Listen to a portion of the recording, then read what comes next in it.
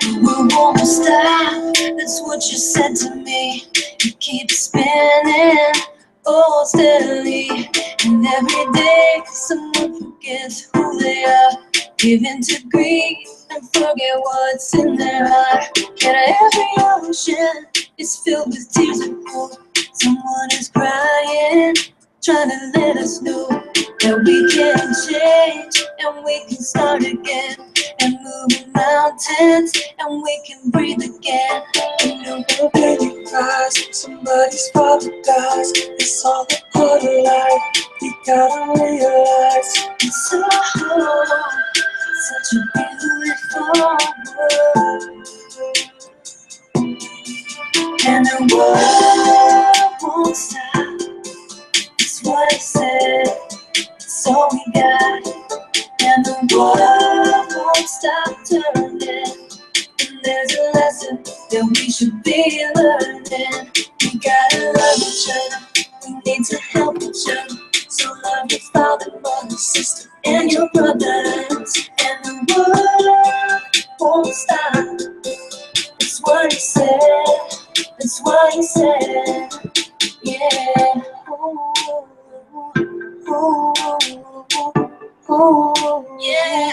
Oh, take a breath and close my eyes.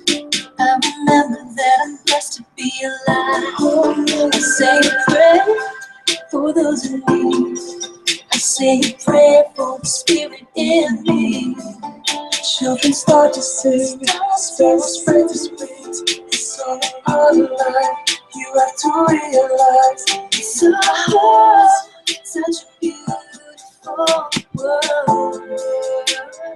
Oh yeah, yeah. And the world won't stop. That's what he said. It's all we got. And the world won't stop turning. And there's a lesson that we should be learning. We gotta love each other. We need to help each other. So love your father, mother, sister, and your brothers. And the world won't stop. It's what he said. It's what he said. Yeah. Every day I wake up so thankful.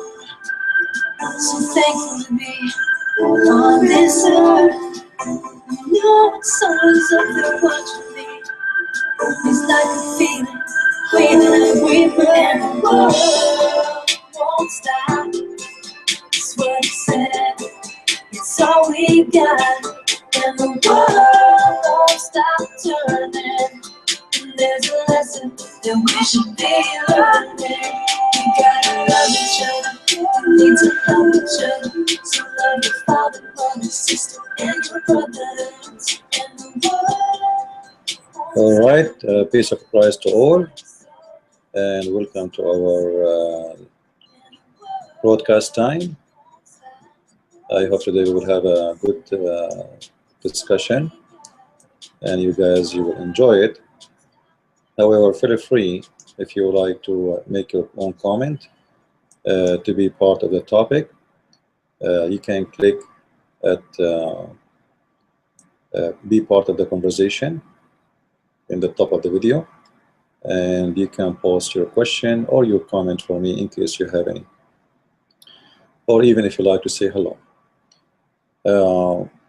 Now today our topic is about women, and specifically I have actually two requests. One brother, he asked me to speak about the Prophet of Islam wives and some certain points he mentioned. And another person asked me about Muslim women dating or going out or having a relationship with the Christian women. So I decided to mix those both together because they are very much connected. And I will try to make it easy talk, like we don't want to make it too much complicated, because complicated stuff is good for those who they are, let us say, doing a scholarship study. What we do here, we are trying to give you information and arm you with knowledge, without giving you too much headache. Which means, you know, I know that all kind of people watch my videos.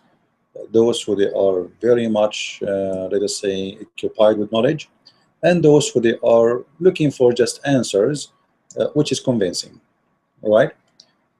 So I try to merge two things together and make it, let us say, more possible to understand and to observe. You know, if you notice, some people, because they are, let us say, scholars, when they start explaining something to you, you know, you feel you are lost. You cannot follow up with them. And I believe most of those people, they do it on purpose because they want to show you how much they know. They make it complicated, so they give you like the impression that, you know what, you see how high I am in knowledge and how low you are in knowledge. I don't appreciate such a kind of a person, and I don't appreciate such a kind of a teacher. A teacher is someone who speaks to people who want to learn, and he is humble and he tries to make it easy to understand. And the point is not to show you how much I know. The point is to share with you what I know. So going into the topic directly, we don't want to waste time. Being with a Muslim man. You know, first of all, I always ask myself a question. Why even a Christian woman, she want to have a relationship with non-Christian, regardless if he's a Muslim or not? Let us say he's an atheist. Let us say he is from your town, he is your neighbor. Let us say he is even from not far away family member. You know, why a Christian woman, she want to have a relationship with someone who's not a believer? Are we out of men? There is no men left, etc. You notice right away that when you have a connection or relationship with someone who is not a believer, and you are a true believer, not just by name, then you will have a lot of suffering, and you will find a lot of problems will come up. You see, maybe in the beginning, like, I like you, you like me, you are so beautiful, you are, etc. I say nice words to you, and maybe I really like you, and maybe even I love you. But don't you think that's it's very important that we have a relationship with someone he believe in what we believe? Because inside the house, that will cause a fire, and that will be really a big problem.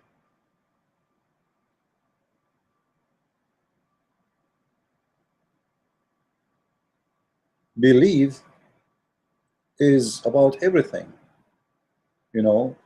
And if you marry someone who don't believe in what you believe, simply you are seeking a chaos in your relationship. You are seeking a future disaster, and we will explain today why.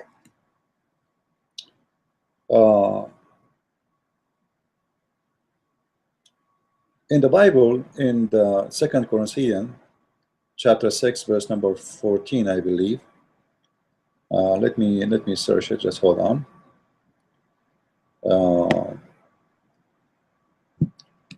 It says clearly that we should not bond with non-believers, and for sure it doesn't mean the Muslims or non-Muslim, doesn't matter. I mean, it doesn't matter really. But bonding with them is going to have an impact on you. Remember, in the Old Testament, even God, he punished the nation of Israel for marrying and having a relationship from non-believers. Now, I'm sure there's some of you will listen to me, and already you are married to a Muslim. And don't think I'm here to insult you or to put you down. I'm here to share with you the truth. And the truth sometimes hurt, if not always. If we are a true believers, if we are, I don't know who is not. I'm talking generally speaking. I'm not God to know who is a believer, who's not. The Bible is so clear. Be not, you cannot have your yoke together with an unbeliever. For what fellowship hath righteousness with unrighteousness? Very logical teaching, like what we have to share together. You see, remember, marriage and relationship, and even whatever you want to have it, whatever you want to call it, unless it's a sexual relationship. And those who want to seek just sexual relationship, they don't care really for God. They don't care for marriage. This is not their intention. Their intention is just to have fun, and those people really don't care if you're an atheist, if you're a Christian, if you're a Muslim. Those people just want to have sex. But the Bible is so clear that a relationship with non-believers is not accepted. The Bible accepts you to have a relationship, which means to marry a non-believer if you are married before you convert to Christianity. That is saying you used to be a Muslim, and today you became a Christian, but you are married previously to a Muslim person. The Bible is not encouraging you to divorce, because the Bible don't want a family to be destroyed. So you work your way, you try your best to make him a believer. However, if you are not someone who converted to Christianity, why you want to marry a Muslim, and why you want to have a relationship with a Muslim? What do you share with the Muslim?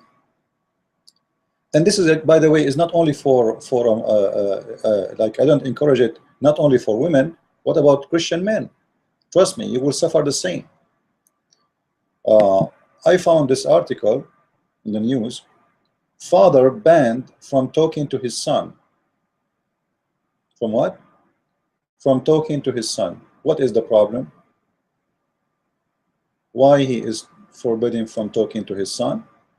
Simply because his ex-wife was a Muslim, and he want to take his son to the church. As simple as that. His wife, she is a Muslim. Let's say his ex-wife, she is a Muslim, and she will not accept him to take her son to the church.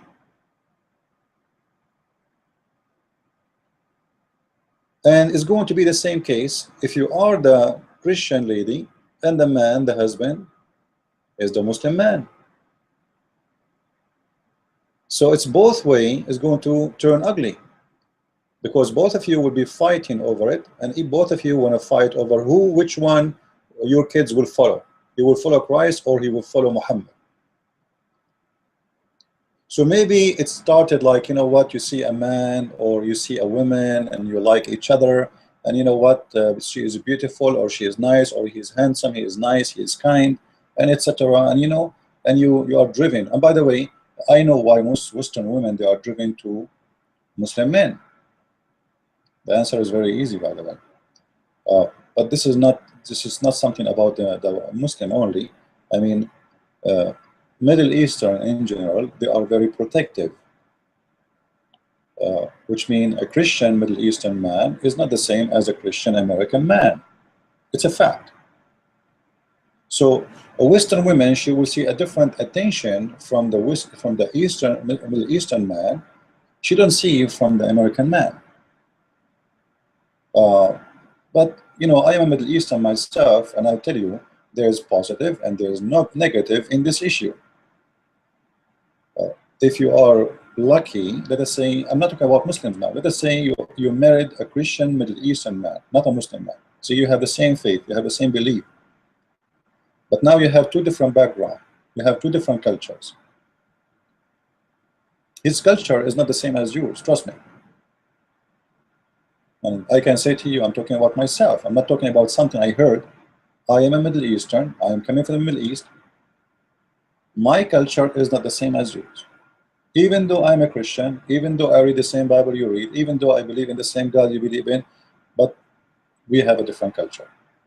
So what is accepted for you is not accepted for me, just to make it simple.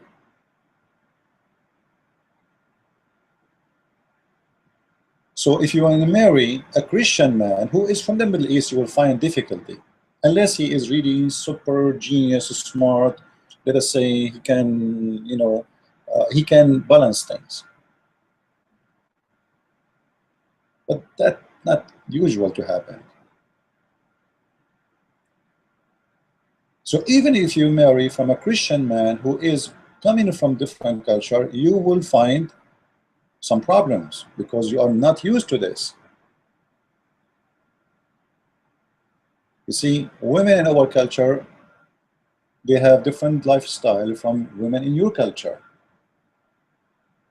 Now, yes, we came to the West and we live in the West and etc. But trust me, our culture comes with us. So here you need to think, if I want to marry, if marrying a Christian man who is Middle Eastern is going to have difficulty, what about marrying someone he believes in everything opposite of what I believe? You see, a Christian man, he believed that he should love his wife the same as the Messiah, he loved the church. A Christian man, he believed that he should sacrifice himself to his family and his wife the same as the Messiah did to his church.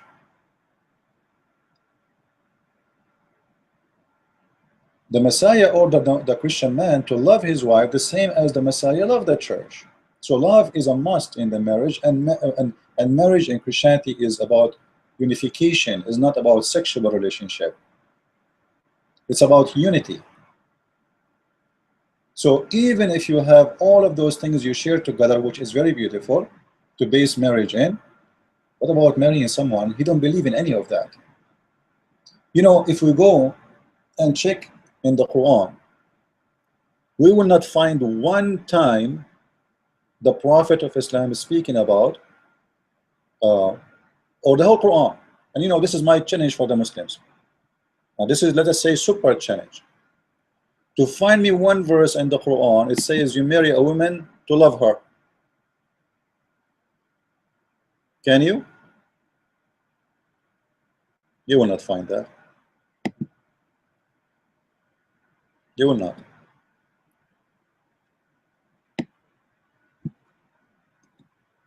Love in the Quran does not exist. Even the word marriage, you know, the word marriage in Arabic is zawaj. Zawj. I will type the word zawj and see where the word appears, so we can get all the roots of it. All right. I will make the text. All right. This is the first chapter in the Quran, the beginning, chapter 2, verse number 35. It's about Adam living with his wife. This is the first time mentioned the word zawj. All right. The second verse in the Quran, right away, actually, the same chapter, chapter 2, verse number 102. Look how Allah, he look at the marriage.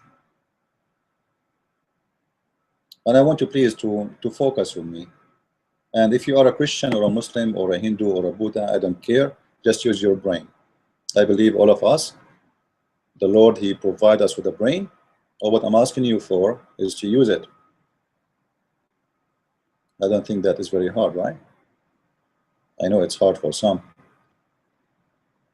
If you see in this verse here, chapter 2, verse number 102, speaking about Allah, he sent two angels, which is the Babylon angels, in the tower of the Babylon, which is a legend story, Harut and Marut.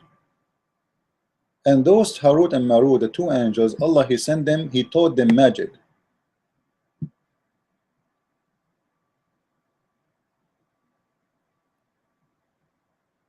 Allah, he revealed to those two angels magic.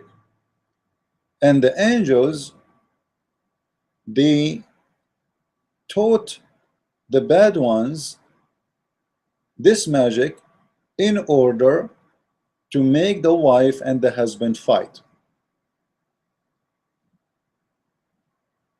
I'm not saying that, you know, it's in front of you. All right, you see it? And from those angels, people learn that by which they cause separation, that which harms them. Separation between a man and wife. But they cannot, or they could not harm anyone except by Allah leave. So Allah approved the magic to make harm happen inside the family, which is an act of evil. So the start of the word marriage in the Quran, it doesn't come with something good, it's come with something evil.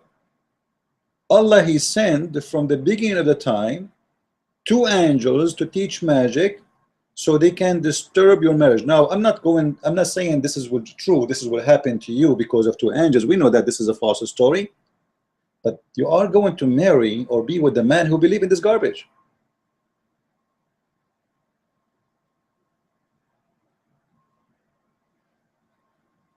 And that will make it impossible to solve any problem. Someone who believes in this garbage, that if he have a fight with you, that's because there's a magic happening.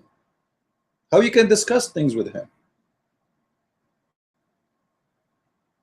If you are complaining about something, for him this is something coming from the devil. You are under magic. If you don't agree with him in something, that's something is coming from the devil, because the whole purpose, the black magic which is coming from Allah, and the funny by the way, is the one who is causing people to separate the marriage and destroy the marriage is Allah, as you see. Not only Allah sent the magic to the angels to teach mankind, but He will not let them harm you without His leave, which means even though He is the one who ordered it to happen.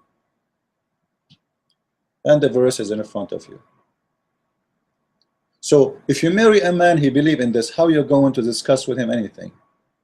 What is the logic to talk to a man believe in a black magic and believe you complaining about something is coming from the devil? Which means this is why I'm saying marrying someone or being with someone he is a disbeliever, he is coming to come with his fairy tale stories, and he will implement his fairy tale stories in your life. You cannot get away from this.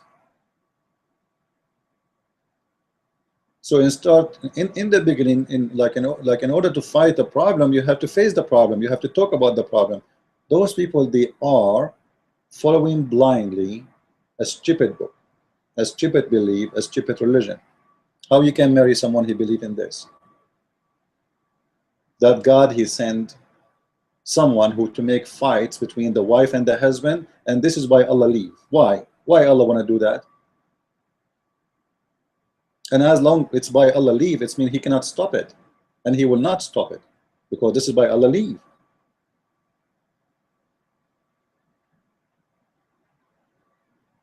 So Allah, He wants you not to continue, because as you see, it's Allah, He is allowed in this to happen to you. If we continue,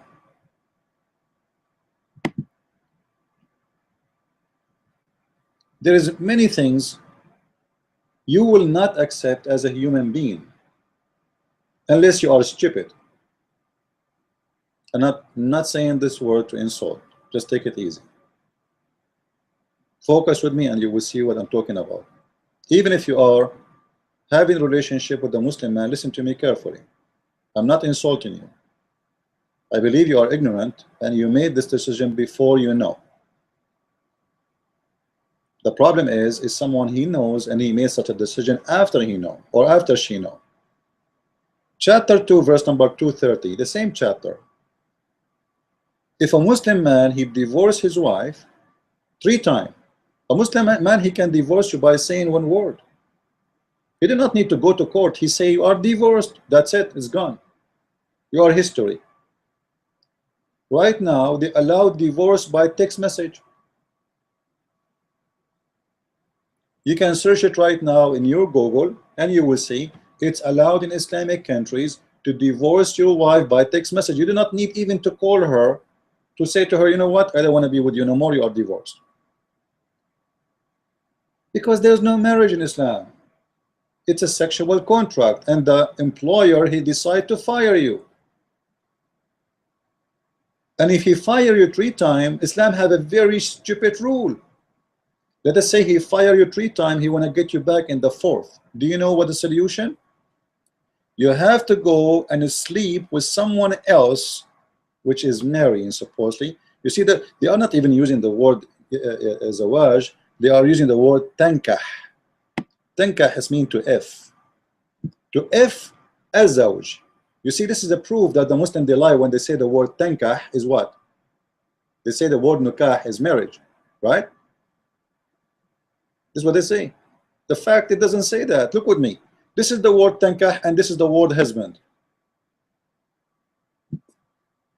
Well,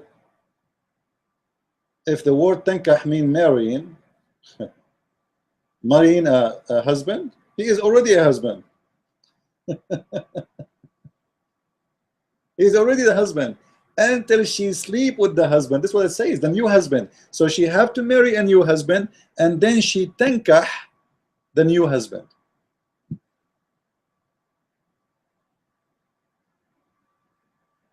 He is a husband already. She, you know, so a Muslim woman, if she is divorced, or let us say you marry a Muslim man, he divorced you 3 times. It's forbidden for him to get you back. Let us say those Muslims, they get angry. They get angry from you. He said to you, you are divorced. Okay, that's it. After a few weeks after, he got again angry. He said to you, you are divorced.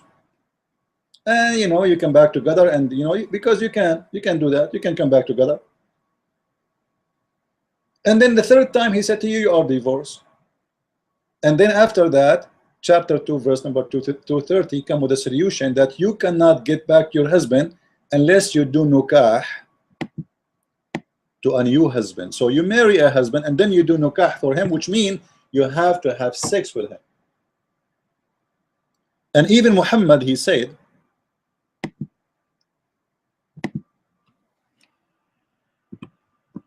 not only you have to marry a new husband and do nikah to him, which means the F word,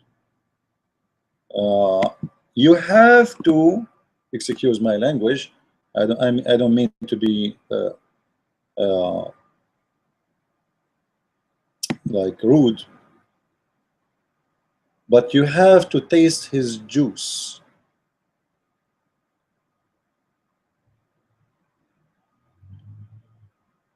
The Messenger of Allah was asked about a man who divorced his wife and she is married, and she married another man who had a close meeting with her. Then he divorced her. So which means they did not really have sex together. They just you know, he did marry her, but he did not have sex with her before having intercourse. So the word zawaj had nothing to do with intercourse. What is the intercourse? Is nikah. So they asked him, is it a principle for her to remarry the first husband? The messenger said, no, not until the second one tastes her sweetness, and she tastes his sweetness. Actually, it is his juice. What does that mean? This is a very sexual conversation now. You want to marry someone he believes in this garbage? Seriously, you want to marry someone he believes in this garbage? That you, after he divorced you, your husband 3 times, you have to sleep with the neighbor, marry him for a day or 2, and then he tastes your juice. I'm not going to speak ugly now. I don't want to go dirty, but this is a filthy prophet. And the reference in the front of your eyes. I'm not making things up. Somebody will say to you, this is a da'if. Let me show it to you from a strong hadith. You know the funny about Muslims, the same story appear in different places, it's appear as a strong. The same story. One they report it as da'if, one they report as strong. Look at this. It's not da'if. The same story. You see it? The same story. Sahih al-Bukhari. It's not da'if. Stupid religion. So how you can share life with such a man? He can divorce you by text message. I remember a Muslim woman, she said to my mother, lucky you. She's my mom. She said, why? She said, well, you know what, at least the food you are cooking, you know for sure you are going to eat it.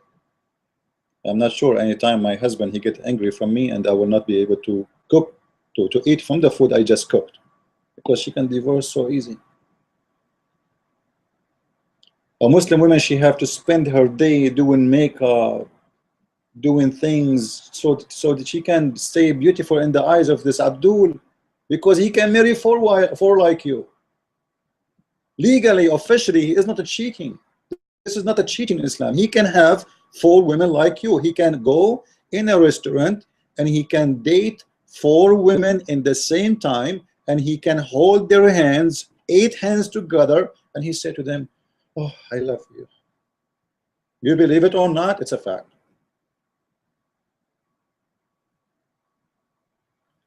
And actually, most of Muslim men, they marry a woman in the West,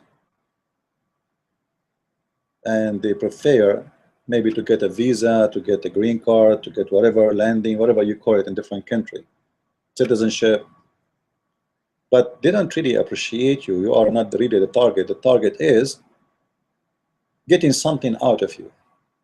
And I will show you that in Islam this is very lawful, which means a Muslim, he marry you not because he wants you, but when he want to use you, it is very lawful. Somebody saying in the text, a friend told me her Muslim husband never respect her wishes to have sex or not.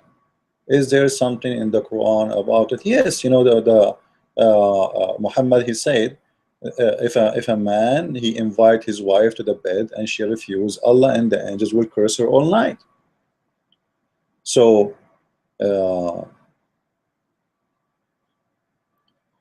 let me see if I can find you the hadith. Good you mention it.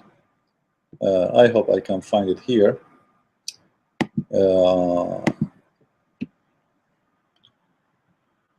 Let us see if we can search it in English.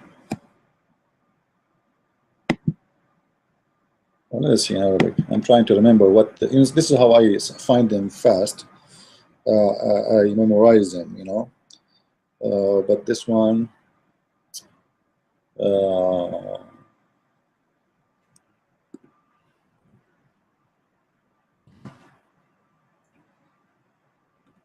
let's see.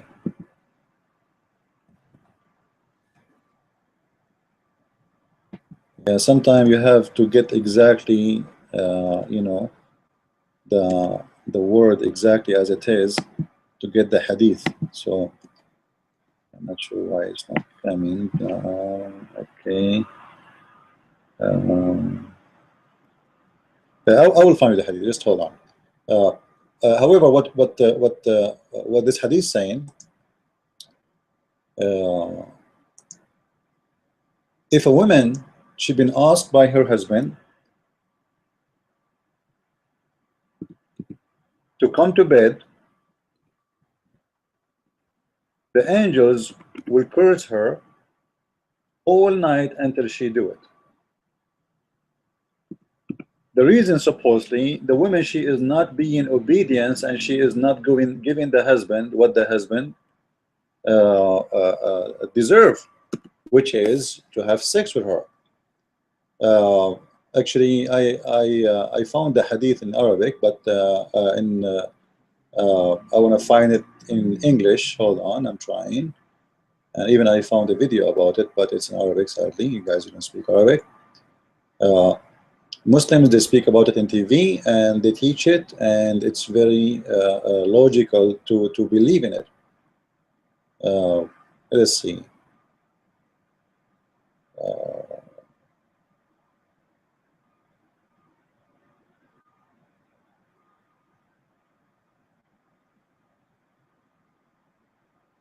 I'm trying to get the hadith in English for you. Hold on with me.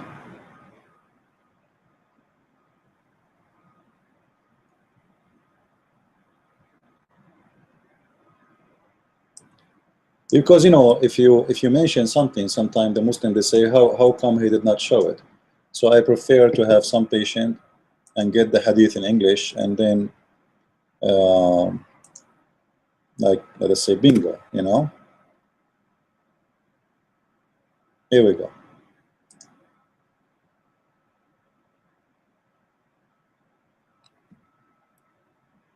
I hope it's clear in your eyes there. The Prophet said, if a woman spend the night deserting her husband bed, which means does not sleep with him, then the angels send their curses on her till she come back to her husband. Now this is not really a big problem if you think about it, as long as he is not using violence. But what about he decide to beat her? Because remember, the Quran say clearly, if the woman she is disobedience, you warn her, you jail her, and you beat her, and it's up to you to jump right away to the beating option. And a man, a woman, she don't want to sleep with him, he's a Muslim man, he will go right away to the option of beating. And I can prove it to you. If you remember, there's a story, but before we go there, as long as we are here, there's other hadith here. Let me show it to you.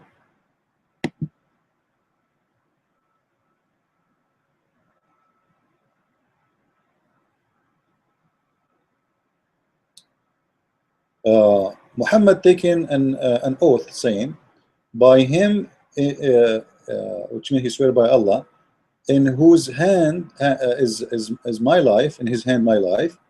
When a man call his wife to the bed and she does not respond, one who is above in heaven, which means Allah, becomes displeased with her until he, her husband, become pleased with her. So that's it.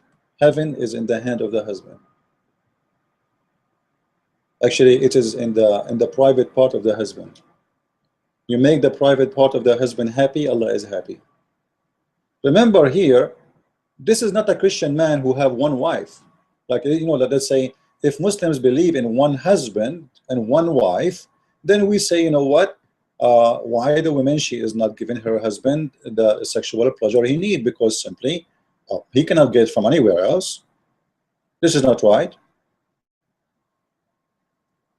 You know what I mean?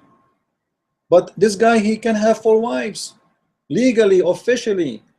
He can have 4 wives and he can sleep with his slaves.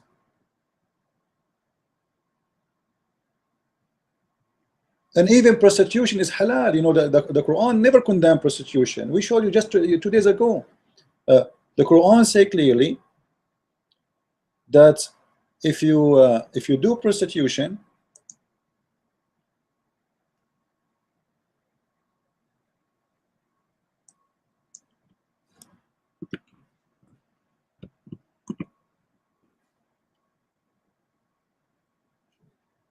you can read any translation you want.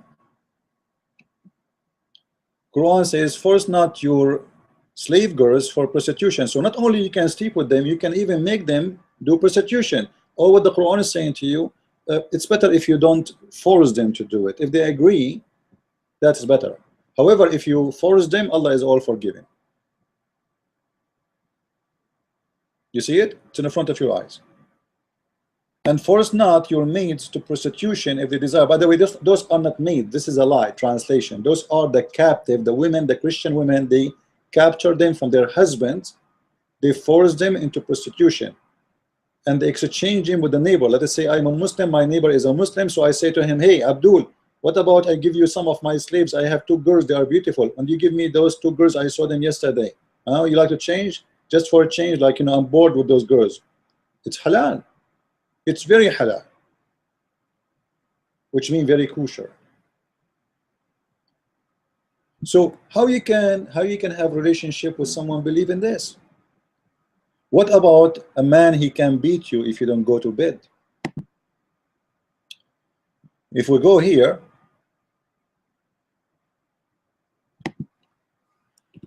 the story of a woman, she came to Muhammad complaining about, excuse me, her husband did beat her until he made her skin greener than her clothes.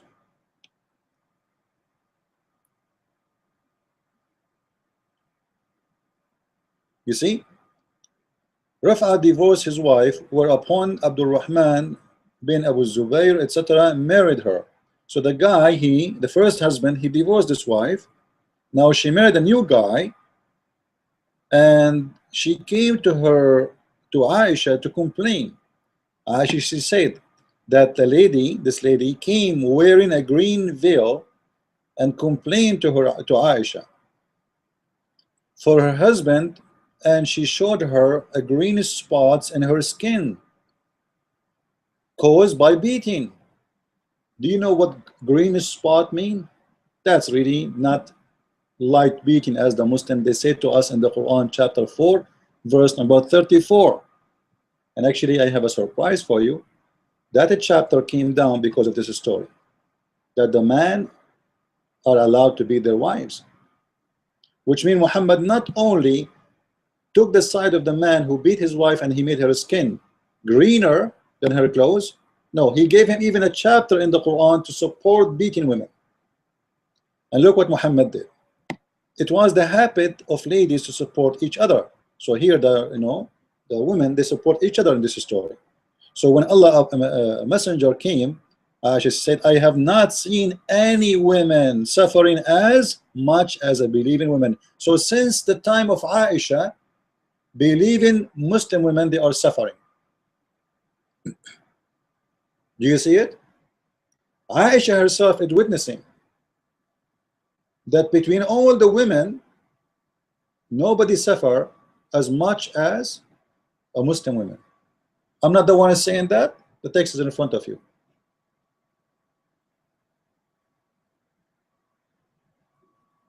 Correct? Am I adding things is not there, guys? Did I add? Did I make a conclusion is not there? Or this is what Aisha is saying?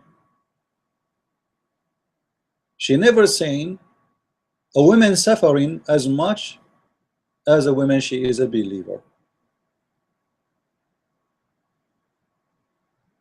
Aisha witnessing for you. Muslims, can you get away with it? Can you say to me this is not true? Are you going to say Aisha is a liar?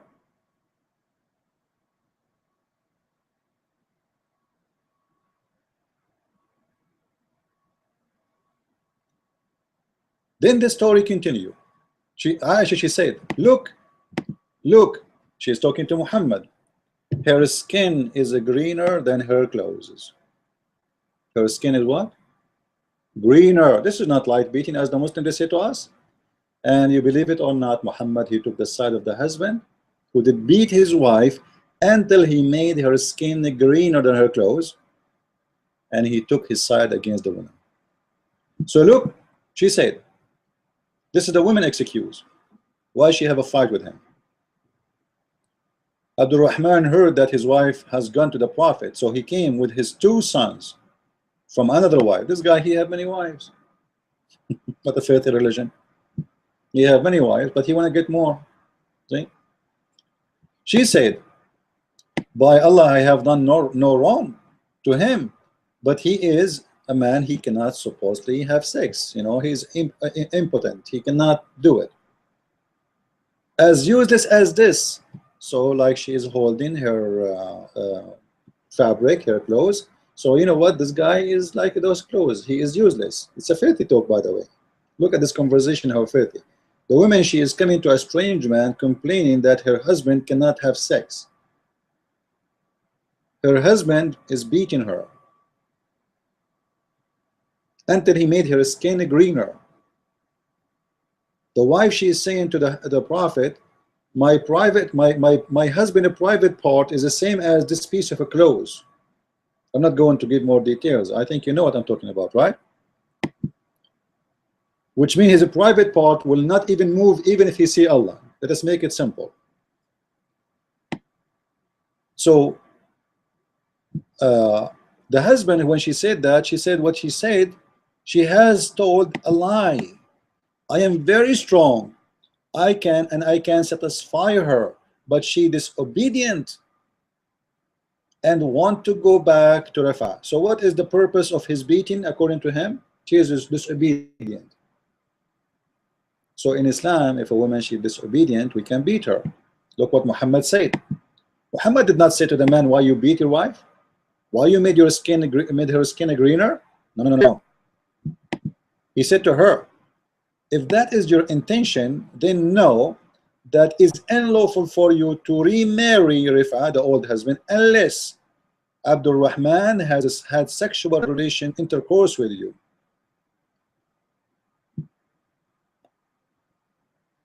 All right? It's a must. If you want to go to the old husband, the new husband have to play with you being born. Chinese game. You know, being born, this little ball you play it in the table, being born. So let's make it so we don't use bad language. We say being born. So the new husband have to play with you being born, and he have to test your juice as we showed you in the other hadith, and then and only then if he divorce you, you can go back to the first husband. Is that what you want to end with? Christian women, is that what you want? Someone he believe in this garbage? Someone his best man is teaching him such a thing? The Prophet did not ask the man, why you did beat her, man? So what if she is disobedient? No, no, no. The Prophet, he supported him, and he told her, I am in his side, and he is right. And you know what? As long as this is your intention, he believed him. He did not believe her. And he said to her, if you are seeking to go back to your husband, you should know you can do that, but first he have to do bing bong with you. That is Islam. And then he looked at the two boys with him, and he saw that those boys, they resemble in him. And look, Muhammad, he said to him, are these your sons?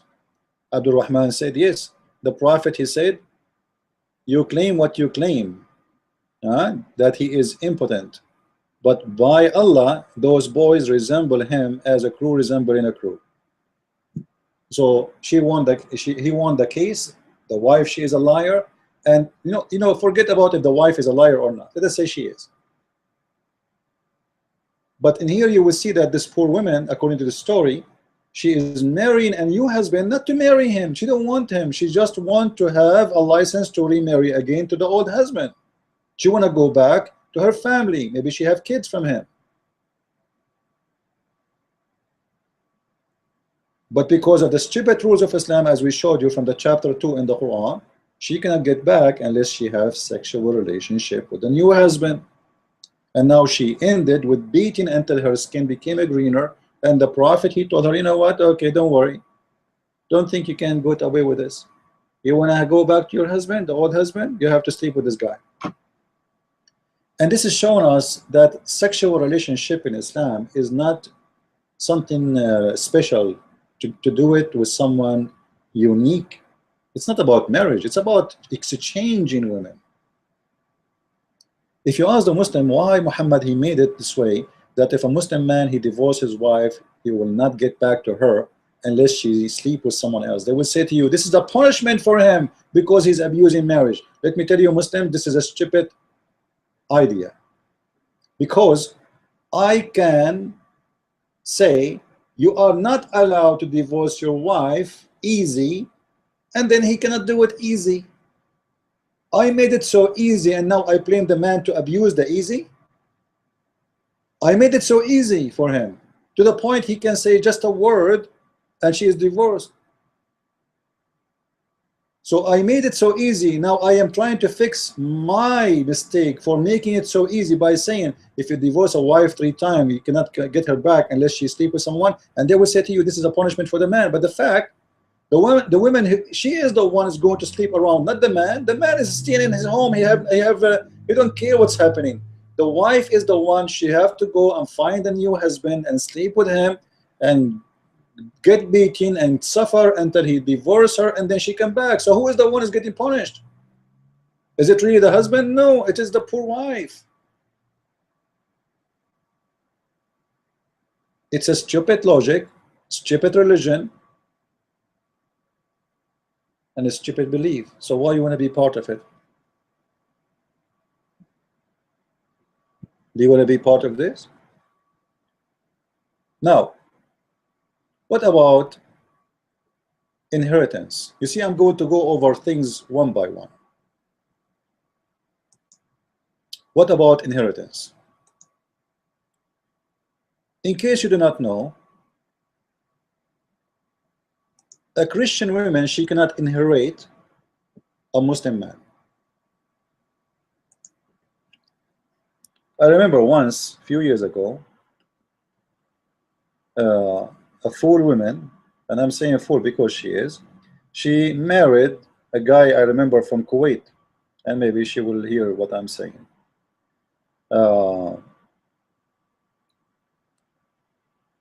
She married him because he is very rich. He's very old, 80 something compared to her. She's maybe, I'm not sure, maybe 28, something like this. And she asked me, she said, can I ask you for, please, if you can help me in something, I have a question for you, as long as you have a degree in Islamic law. So she said, if my husband die, what is my inheritance will be? I said, you will have nothing. She said, no, no, no, they told me in the Quran that I will. There's a verse in the Quran that says that. I said, yeah, but that not including you because you are not a Muslim. Non-Muslim cannot inherit a Muslim. Period. Even if you are his daughter, and he have no daughters except you, you cannot inherit a penny from his money if you live in an Islamic country. If you live in America, yeah, whatever he have here, you know, or if you live in England, because then you will be under the law of England, not the law of Islam. But according to the law of Islam, you will not inherit. She said, so, you are saying I have to convert?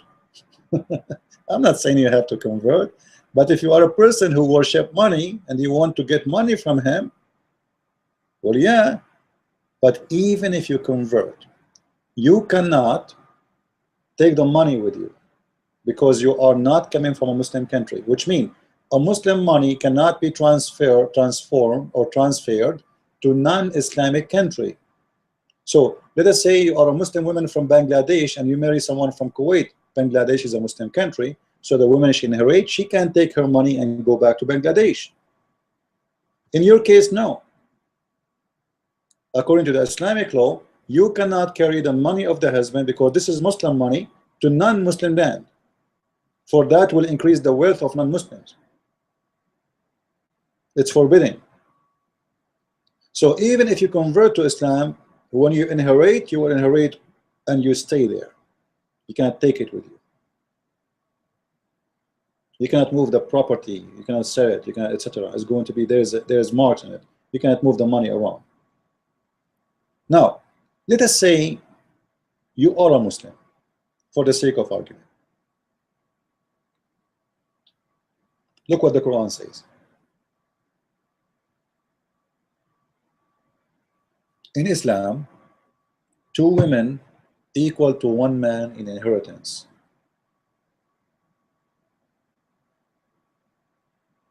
And that will go to your children. So which means, let us say in the future you marry a Muslim man and you have daughters. Your daughters will not be treated equally to the boys. One boy will inherit twice more than the girls. And by the way, if you calculate this is mathematically, you will see that this is impossible to practice. And this is additional proof that Islam is a stupid religion. But this is not our topic for today. So in the case of inheritance, Islam treats women as half as a man. Not only this, you are half witness in the court in Islam, which means your husband, he will not consider you a smart person. You are always half a brain.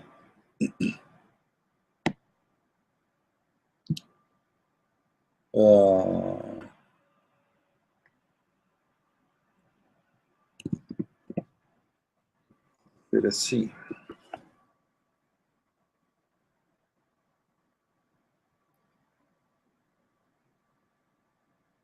If there is a court, you cannot be a witness unless, actually, even if there is, let us say, let me make it in a simple way. There's a hadith actually where Muhammad, he said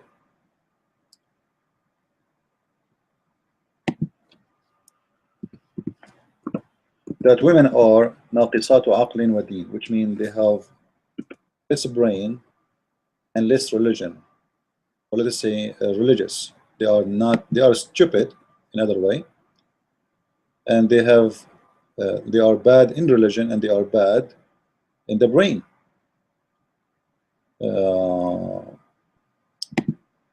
If you read this one with me,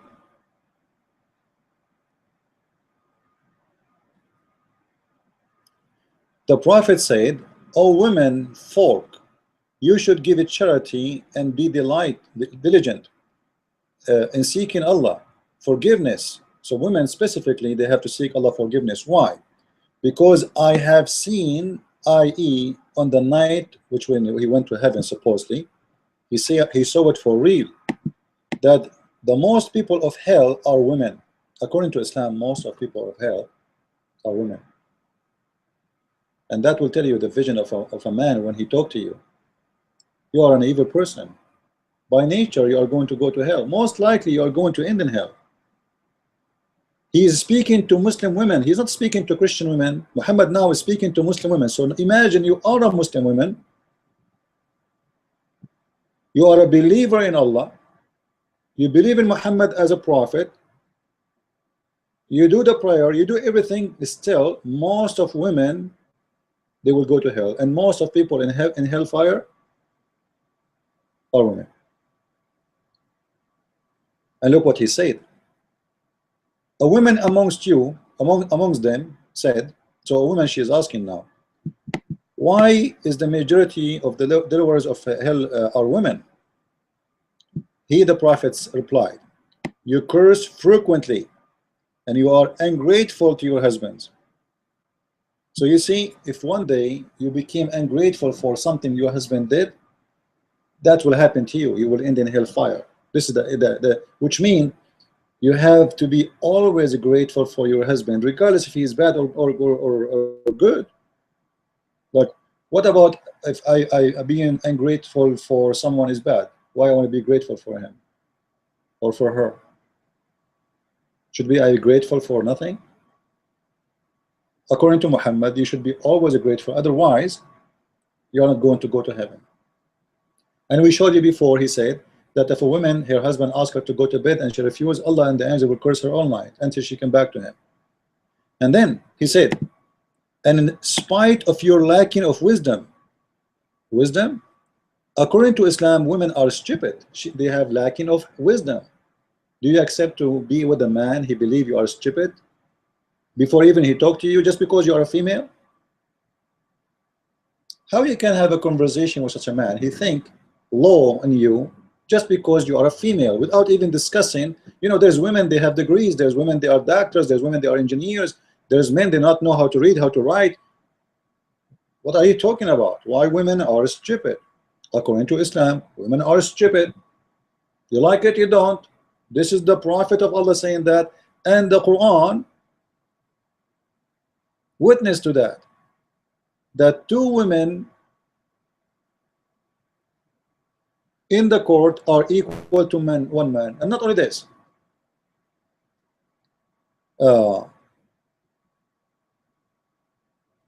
when Muhammad he said that two women are equal to one man as witnesses, that doesn't mean you will go to court and you can practice your right to be a witness. Let us say there was 1,000 women having a party where women only can attend. Just women can attend. And I am a man, I entered upon and I start shooting. I shot 1, 2, 3 women. Like what we see with these days Muslim people doing. 1,000 of you saw me shooting. Still, none of your witnessing is allowed. Why? Because you are a female, and a female who is equal to 2 they should have at least one male in order to be accepted as witnesses. Not only they have to be one male with them, the Muslim men, they have to accept them to be witnesses, which means even you are going to be questioned, even you are the witness. Let us say there's 1,000 of you, as I said, but there's not even one male was there with you to witness with you. All the 1,000 females are rejected. As simple as that.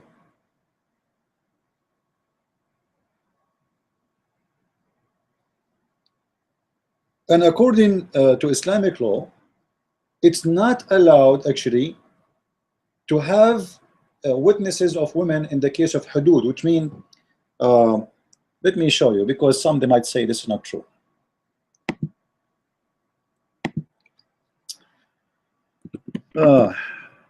Lord have mercy.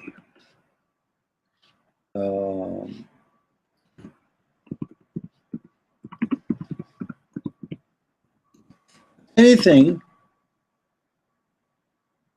have to do with the crimes, women are not allowed to witness.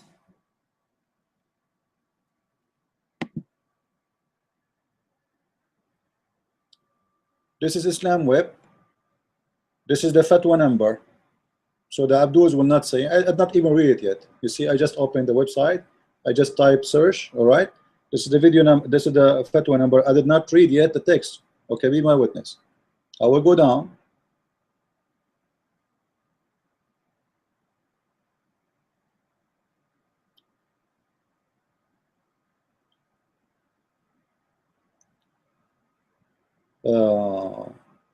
Here they are showing you all kind of like cases of etc etc etc etc etc etc. All right, but from the beginning it says قال القرطبي في تفسيره قوله تعالى فاستشهدوا عليهن أربعة منكم. The Qurtubi, he said, when Allah, he says, bring 4 witnesses of you on them, he said those witnesses, they have to be male witnesses,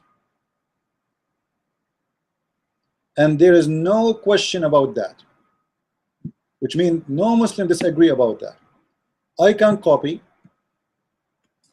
the text as it is,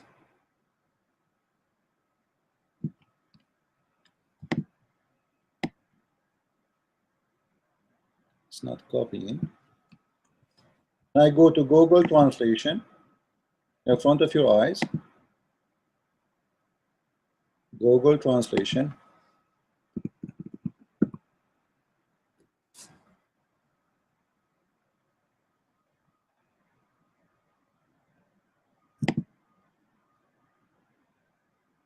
Copy paste as it is in front of your eyes.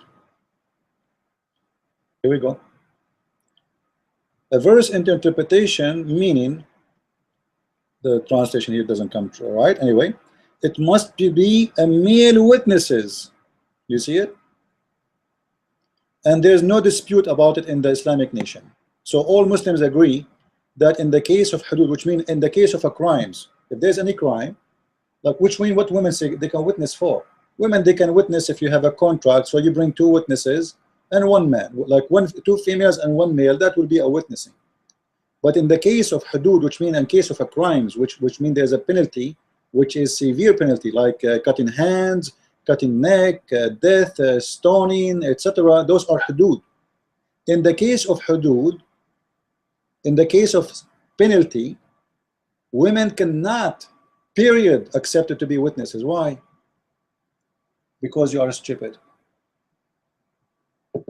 Now I'm sure if somebody he just came into my video and stopped by and he saw this, he might think I'm saying that women are stupid. I'm not saying that. All right. Francis, you are asking me about the crescent moon. Please don't, we know we have a topic we have to talk about. Save your questions for different time. I like to focus in one topic until we finish it, because as you see today we have a topic and we have to finish it. So please don't ask me questions that have nothing to do with our topic. And I want to see women involving in this conversation. All right? Do you agree, women, that you are stupid? Seriously? Do you agree that you should be, or you can be with a man he believed that you should not be a witness in the court because you are stupid? Do you think this is right? That someone, he be your husband, he believe that women are stupid to the point even if they see a crime they cannot witness? Now why they cannot be witness? Why? Because officially the Quran says you are stupid.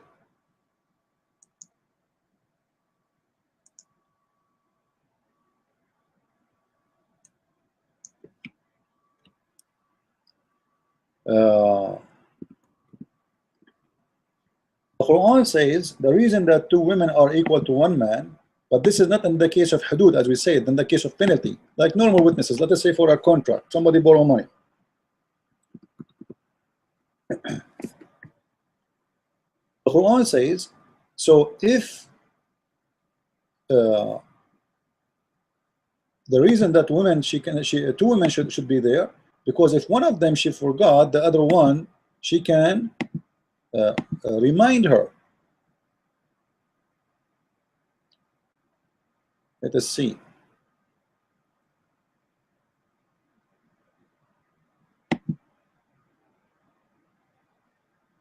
Let's see where.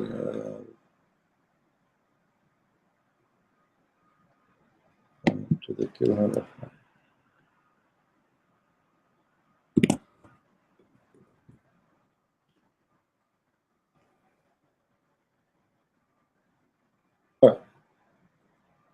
This is better. This is the verse in front of you. If we go to any interpretation, any translation you want, chapter 2, verse number 282. Let us make the translation big. Oh, you believe in the case of contract only. All right. So you have to have two witnesses, and then if there's not enough witnesses of men, you can bring two witnesses of your. You have to get two witnesses of your men, and if there are not two men available, then a man and two women. But this is only in the case of contract. This is the only case women are allowed to witness. In the case of hudud, the case of penalty, the case of death, the case of crime, even if there's 1 million women, they are not allowed. Like I said, if there's 1,000 women and not one man, they cannot witness. But this is not really about crime. This is about making a contract. If there's a crime, those 1,000 women are not allowed to witness because simply they are forbidden from witnessing. And I showed you that from the Islamic Fatwa webpage.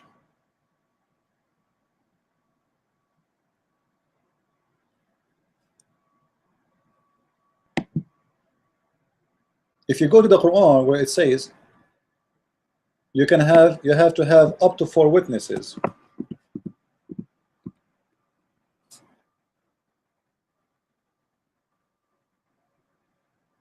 All right.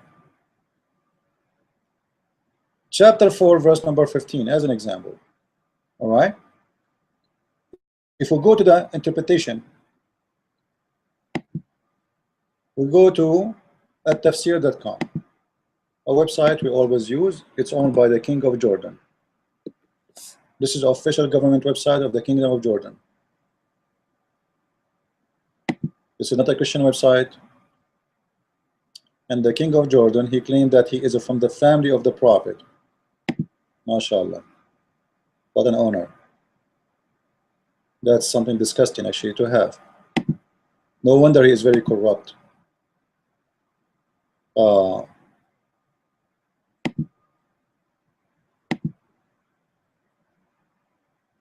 This is the verse in front of us. Read with me. In the case of two, this is, by the way, this is a verse about the lesbian. This is what we said, that only in the case of contract, women, they can be witnesses. In the case of anything have to do with severe punishment, or something is called fahisha, which means like filthy, something bad. Look what it says. And for those of your women who commit loudness, adultery, call for Muslim men to witness against them. Like, look how stupid this even argument, guys. How they are two lesbian, and we will get 4 Muslim men to witness them having sex. Like, how we can get this, even if it's a wife and a man? Like, I mean, let us say you come back home, you find your wife with a man in the bed, and you saw it by your own eyes. Islam requires you to have 4 men. Okay, I go on the street and ask, hey guys, come over.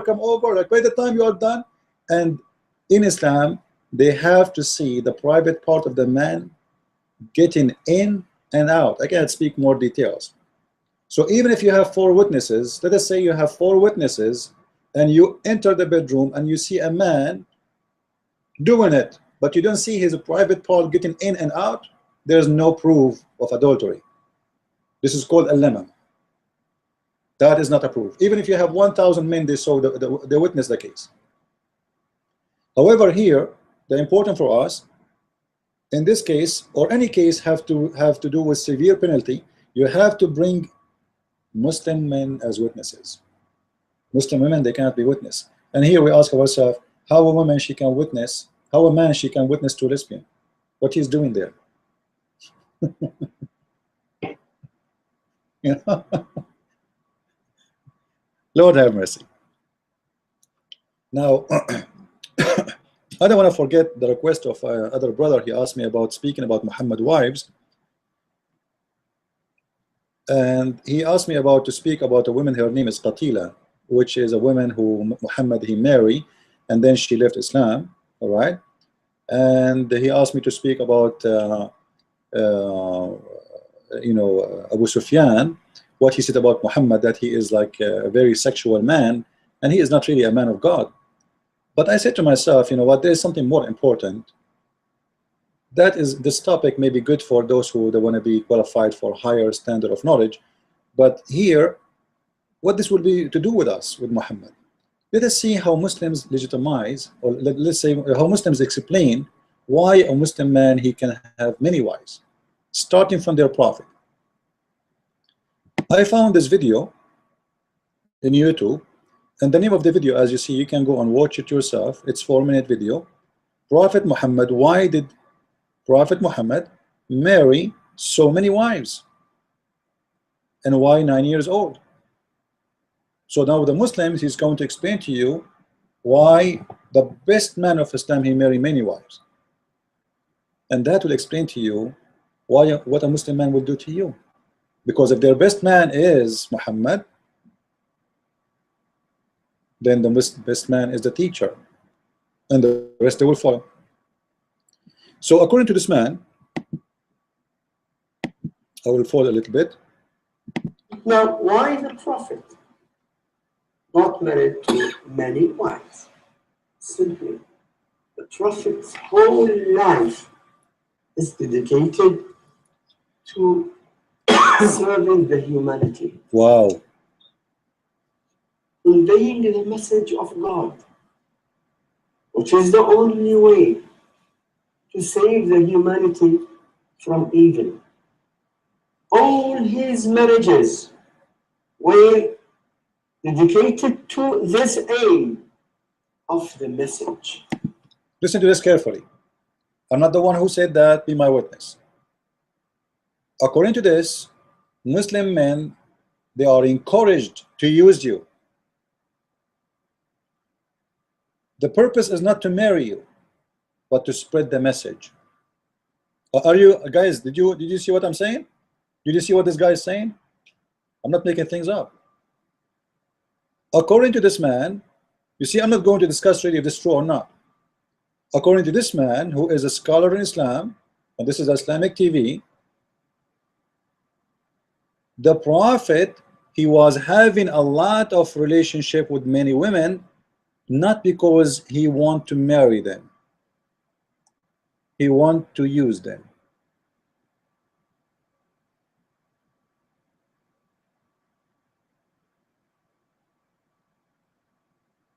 Are you following?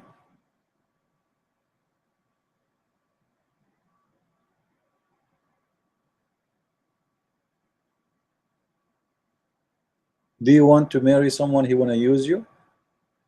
So I can marry you to spread Islam. I'm not really interested in you. I marry you so I can have Muslim babies, more Muslim babies. They will end as Muslims because they have to follow their father.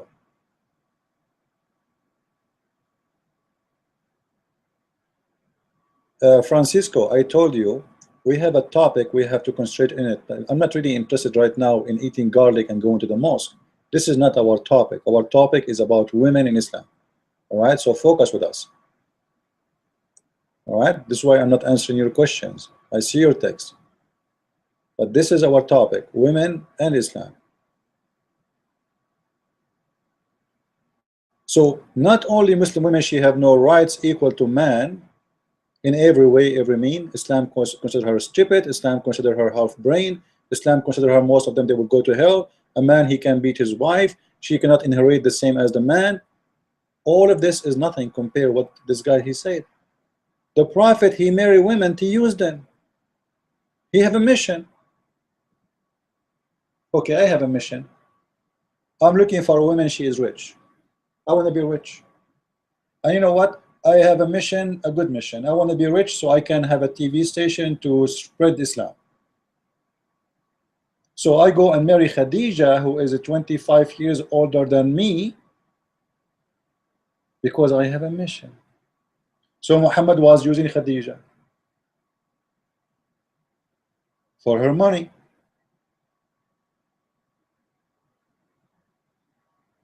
Actually, Muhammad, he said it clearly that Khadija, she was spending her money on him.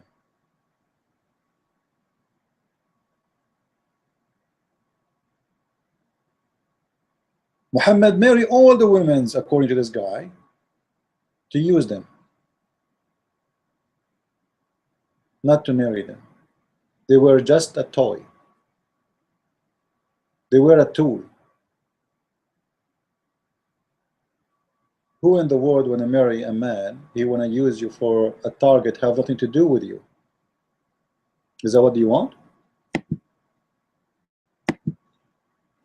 Every marriage is for the service of the message of Islam. For the service. See? And you find him marrying widows, divorced, old. Why? Because he has got an aim of serving this message, making this message reach to people. He got married, for example, to daughter with a lady whose father was a leader of the Jewish community. This is the number one lie, by the way. Muhammad, he did kill her family, and he took the daughter of the leader as a sex slave, and after he gave her to his men, he asked for her back because one of the women, she said to him, Muhammad, he used to have a woman, she's like a pimp, she always accompanied him. This woman, she said to him, why you gave Safiya to Dahya al-Kalbi? Why you gave her to him? She is very beautiful. So Muhammad, he asked for her back, and he told him, go and take you know, what you want from those women, other slaves, exchange her. And he took her because she is beautiful, but did not marry her.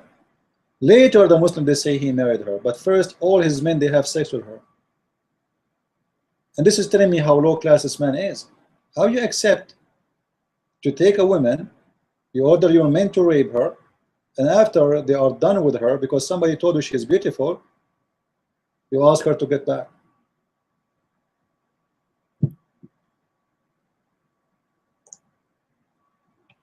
Let's see if we can find the hadith in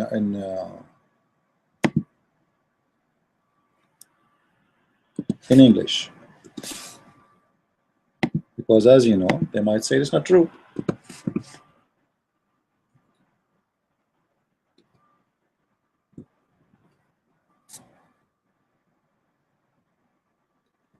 Not true, right?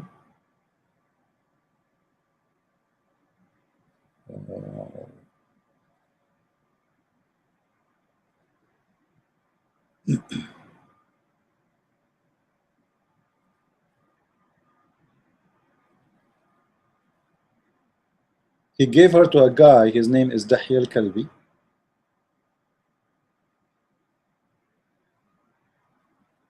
It might take some time to find it, but it's all right.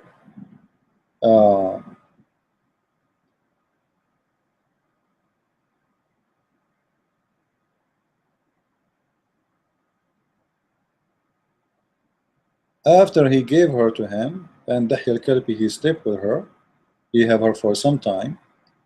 Muhammad, he took her back.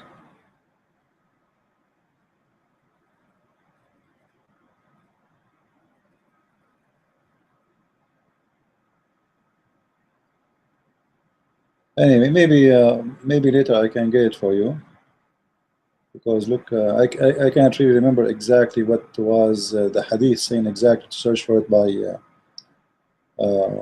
know. Here we go. Here we go.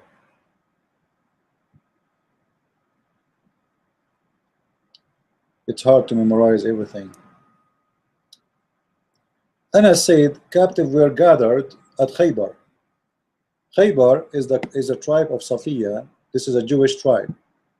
Dahya is a guy. Came out and said, Apostle of Allah, give me a slave girl from these captives. He said, go and take a slave girl. You see, they are giving out a slave. They come to your tribe, to your homes. They kill the men. They kill all the men. And now, okay, Prophet, give me a woman. Okay, go, pick up one. Pick up one. All right? You see how easy it is? Like ISIS. He took Safiya, the daughter of Huyay. So who is the one who took Safiya? Dahya al-Kalbi. A man came to the Prophet, and actually it's not true. The one who told him about her, it was a woman. To the Prophet and said, you gave Safiya, daughter of Huyay, the chief lady of Qurayza, and Al-Nadir, she is from an honored family, to Dahya? Really? So Muhammad, he sent looking for her, and he said to him, which means to Dahya, take another slave girl from the captives. The Prophet then he set her free and he married her. This is not true, by the way. He put his coat above her shoulder, and this is the way Muslim they will understand that nobody can touch her because Muhammad he want her. After he slept with her many times for a long time, then she was announced to be a wife for the Prophet. And the reason Muhammad he did marry her later, he said to himself, maybe if the Jews see I married their daughter, they will like me. Not only I took her as a slave. This is the daughter of their leaders. Maybe now they will see and all became relatives. So they say to you, he married her. They don't tell you that this guy, he killed her husband, he killed her father, he killed her brothers, and he killed her family, and he killed her tribe. And imagine, after all of this, he slept with her after he ordered his men to sleep with her.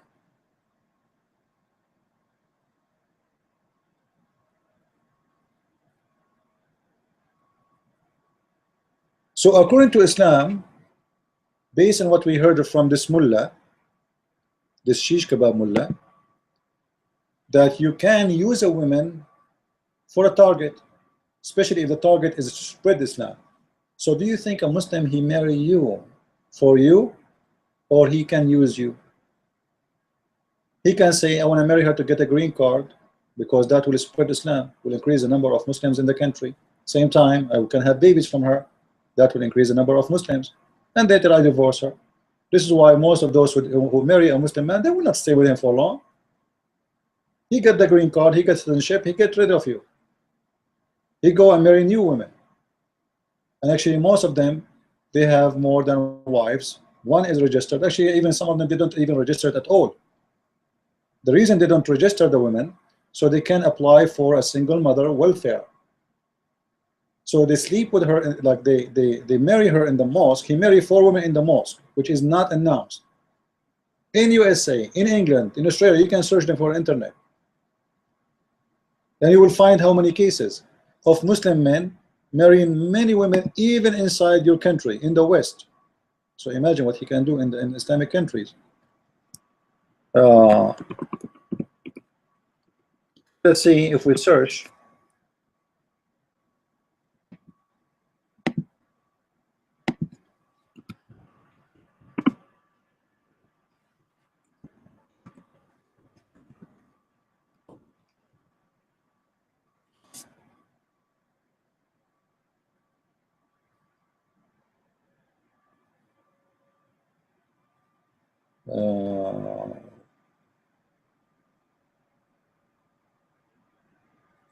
Imagine, look at this picture. A guy is sitting with her, he's working with his 4 wives. What a view, man. Oh, Lord. Let me see if I can find you. Like there is stories of women who they are in welfare in England and in Australia. They don't work, you know. They are in welfare. The government pay for their babies, and the Muslim man, he marry 4 and he divorced, and the government pay for the children's. You don't have to pay for child support, you know. You don't have to. Actually, this is a story here about marrying children too. Those people, they have no problem to marry very young children. میخوای که یعنی کنم من مسلمان بنده خدا این کن طلاق من از بستنیم که اگه که گوره کار دوان دارم میزنم من سر دارم بخیلی میکنم کار دوان کنیم برمیدش من خود کارم که وقتی من میزد جای کار دالا خوب شدم نمی چیگاه جای من گالا جای فهمده که نه هست این چیگاه نمی چیگاه دیگه وقتا جیرم بر بردم به تیشه مربست. You see the bruises in her hands, the poor girl? Yeah. This is supposed that she's an old woman for Muslims. This is 12 years old. This is not a young girl. This is 12 years old for them. She's old. Muhammad, he married a child, 6 years old. So just to make it simple, you know, why in the world anyone want to marry a Muslim man or want to be with a Muslim man? This is an article made by Muslims about women's rights. Women's rights. And they say that Islam gave women rights, and Muslim women and women before Islam, they have no rights in Arabian Peninsula. You know what? I cannot believe it how much Muslims they love to lie, and they think, I believe strongly, that you people are stupid to believe in such a garbage. Do you remember a story?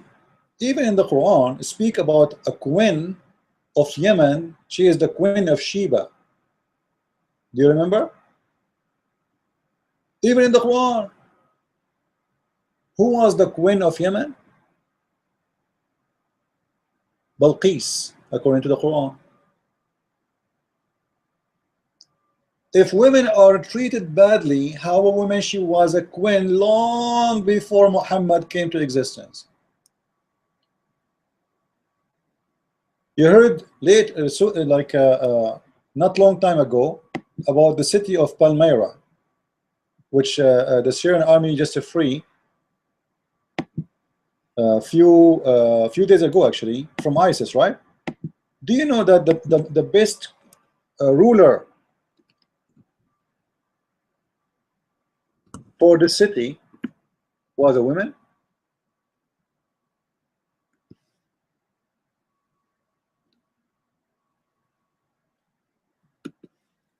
You believe it?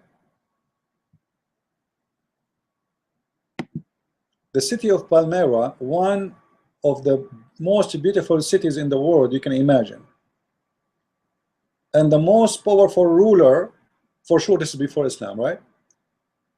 When Islam came, everything destroyed. That's what ISIS is doing, exactly what Muhammad did.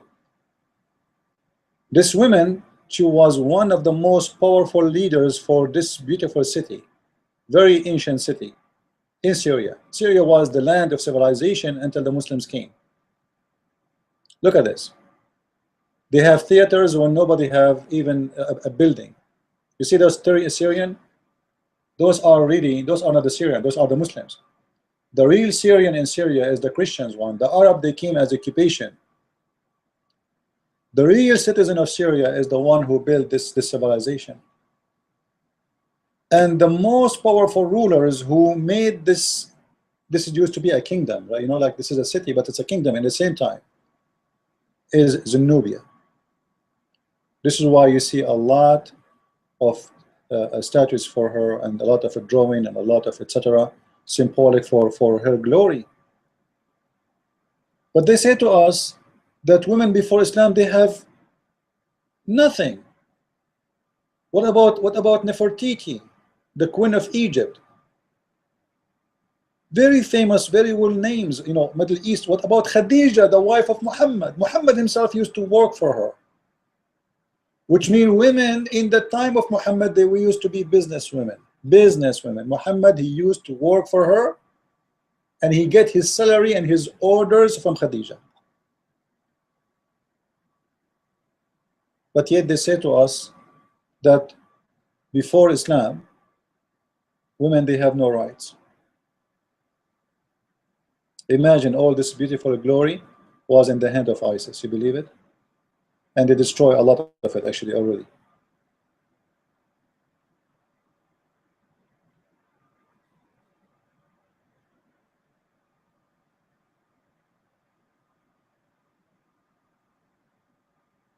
The Muslim, they will say to you, by the way, that do you know that baby girls before Islam, they used to be buried, and Islam forbid that?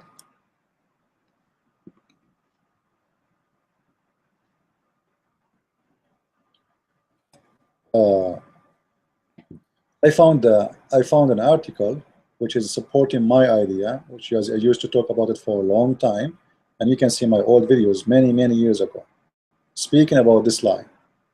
This is an academic Saudi professor. He said that the story of burying their daughters, the Arab burying their daughters, is nothing but a shameful lie. Nothing but a shameful lie. And even he say, even the Quran never said and never spoke about burying daughters.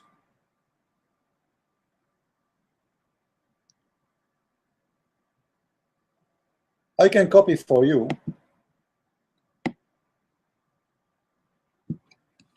the text. This is Al Arabiya TV station, by the way, a Saudi Islamic TV station, very well known. I can go to Google, paste. It's a big outrageous lie when they speak about burying the babies. And he say, which is very close to what I say, that's the Quran is speaking about this issue, is speaking about that in the judgment day, the soul which is killed is going to be asked why it was killed. Why?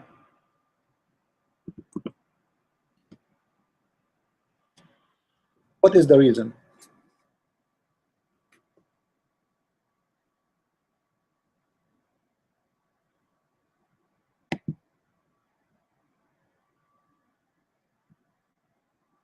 Look at the false translation.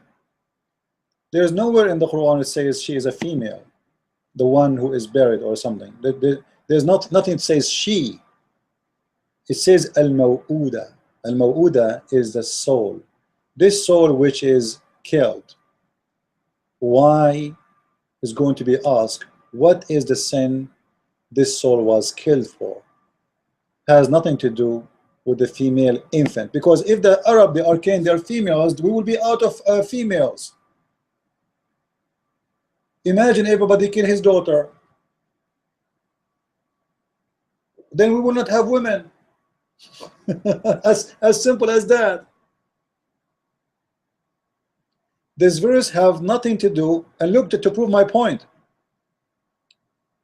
just to show you how the Muslim, this is why I am going to translate the Quran in a real translation. Look what the verse before it say, and when the souls are united. So this is about what? About the souls. The soul will be asked why you are killed, which means when you kill a soul, it's not going to go. Allah is going to ask the soul, you were killed for what reason? Which means the one who killed you is going to be questioned for killing you. And the nafs has come as a female word in Arabic. So when the souls are gathered, the killed soul will be asked, not the female infant, where do you get this word in Arabic? Can you show it to me in the Quran? It does not exist. It's a lie.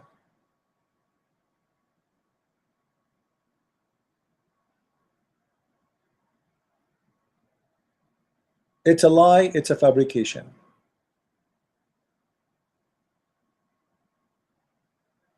So if they say to you, Islam saved the infant from being buried, this is a big fat lie.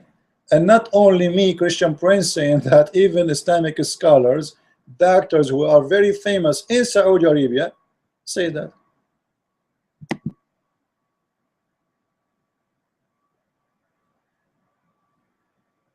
Here we go, the whole article in front of you.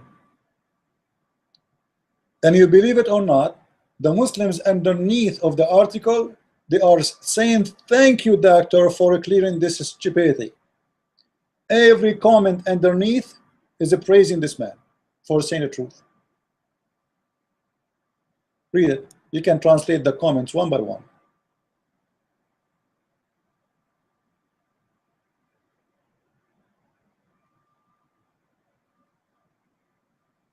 And actually, I found a comment here which is very, very nice. I will take the comment from a Muslim.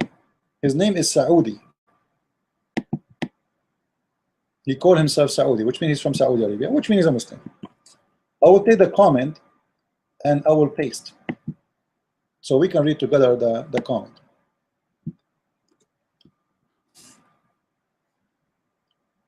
The Arab before Islam, they used to highly look at women, at females. Many gods before Islam, they were females, such Allat and Uzza and Ishtar and Manat.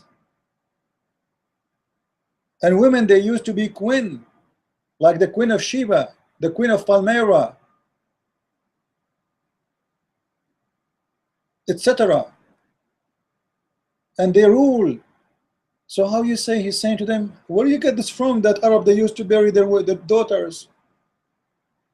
So even the Arab themselves, they cannot find where this is coming from.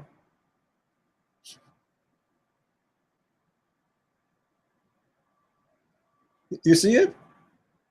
Even the Arab themselves, they cannot find where this lie is coming from. It is just interpretation by the Muslims. It's not really from the Quran. The Quran doesn't say that.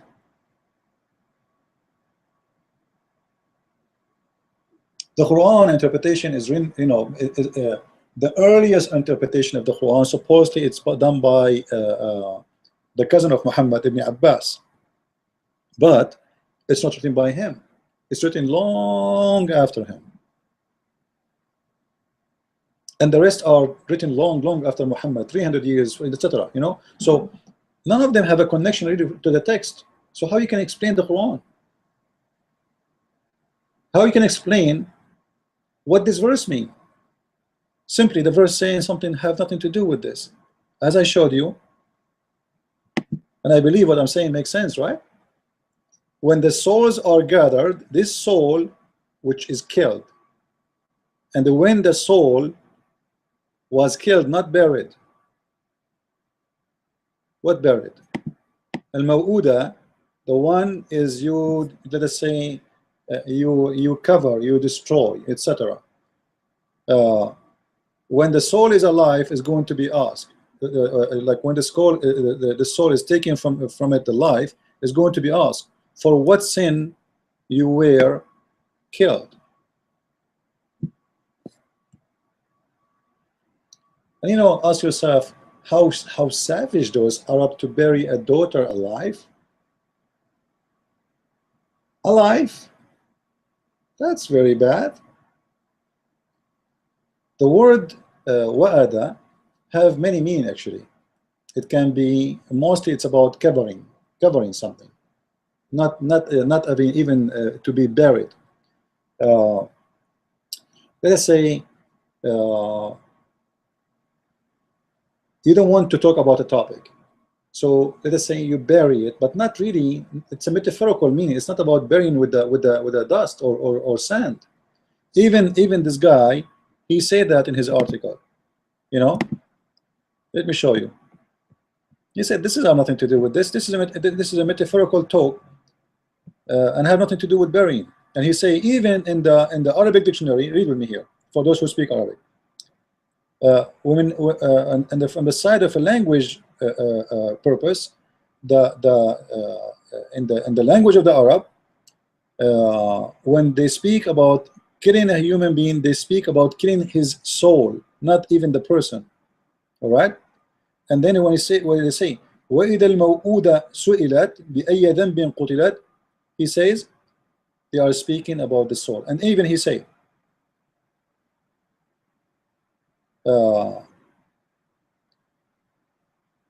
when the Arab men, they used to have a daughter, they don't like this news, because boys are better, for they can work and they can fight, they can protect the family. However, when he received the news, when his wife is delivering the baby, he don't stay at home, he go outside, he wait for the news. If the woman, she deliver a baby boy, he come right away to the home, he's so happy, he make a celebration. If the wife deliver a daughter, then he will do wa'ad, which means he will disappear for some time. He don't like the news, he's upset. They used to think that the reason for the woman, she have a baby, it's her fault, baby girl or a baby boy. So if the woman, she have a baby boy, this is because, you know, you are a bad woman or you are a good woman. This is why Muhammad, he said, تزوجوا الودود الولود. Muhammad, he wanted, he think that women, if they can have babies or if they cannot have babies, this is because of the women problem. So he asked Muslims to marry women already been tried and they give babies because they are wadud walud, you know.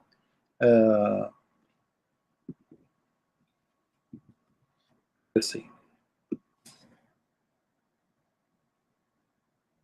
Here we go. Muhammad encouraging Muslim men to marry from those who have already babies, because simply this means they can have babies. So they blame the women. If she cannot have baby, it means she cannot, it's her, it's not the man. So he said, marry the one who have many babies before. And by the way, here loving is not a right translation. This is false. Al-wadudu al-ladud, al-wadud, which means that she is nice, you know, she prepared herself, she is the nice, not you loving her, she is a nice person. All right, and she will give you you know, because that will give us a lot of numbers. All right, this is why he wanted them to marry this kind of woman. For I will boast for your great number.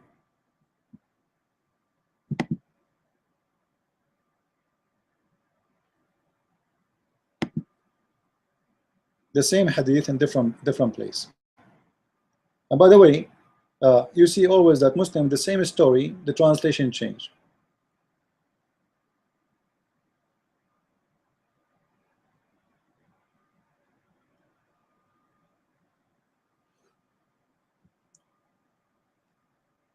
Al-Wadud, the one she is kind, easy, and the one she can give you many babies, which means she is already been tried. But this is a contradiction for Muhammad behavior You see, when he encouraged the Muslims, it's not about him. Muhammad, he don't like widows. Muhammad, he like the young ones. When a man, he was rushing to go home,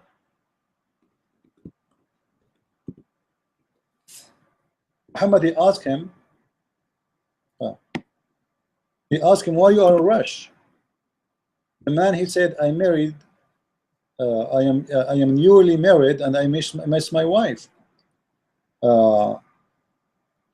He said to him, why you marry a widow when you should marry a young girl so she can play with you?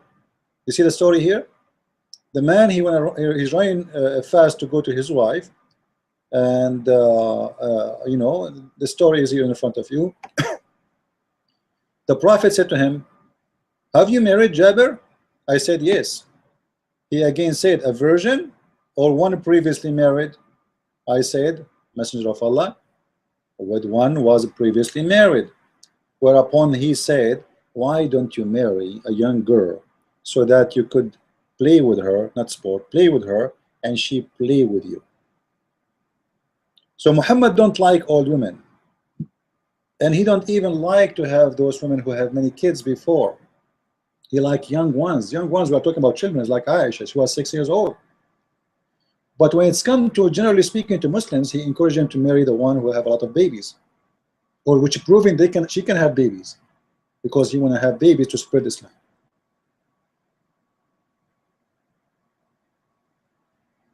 So all those articles about Islam giving the women right, what do you mean women right? Khadija, she was a businesswoman, she inherited her family. In Islam, women, she is equal, one man equal to 2 women. Khadija, she was a businesswoman. In Islam, women, she cannot even get out of her house without permission of her husband. Khadija, she married Muhammad according to Muslim stories. She is the one who asked for his hand. And even in marriage, how many Muslim men, how many wives they can have? Muslim man, he can have up to 4. Muhammad, he can have unlimited. Do you know before Islam they used women, she can marry as many as she wants? Do you believe it? In the same time. It's called Zawaj al-Raht. Zawaj al-Raht. Where a woman, Arabian woman, she can marry as many as she wants in the same time.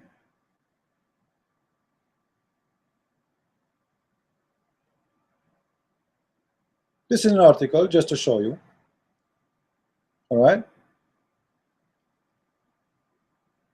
They are saying marriage before Islam, there was 4 kinds of marriage.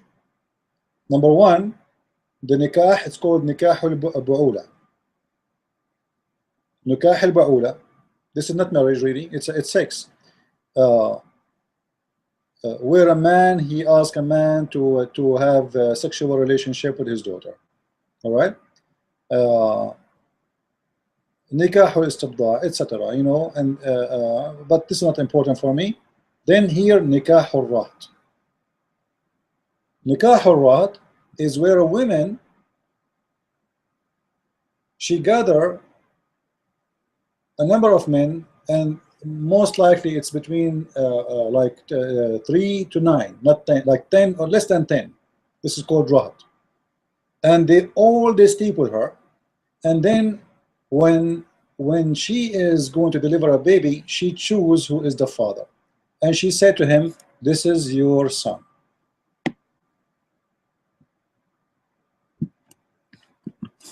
We can take it to Google translation. So before Islam, women, they used to have multiple husbands at the same time. It was the opposite from after Islam. So the women in Arabia, they have not only they were having really a lot of power, they are really out of control, to the point that women, she can have many husbands at the same time.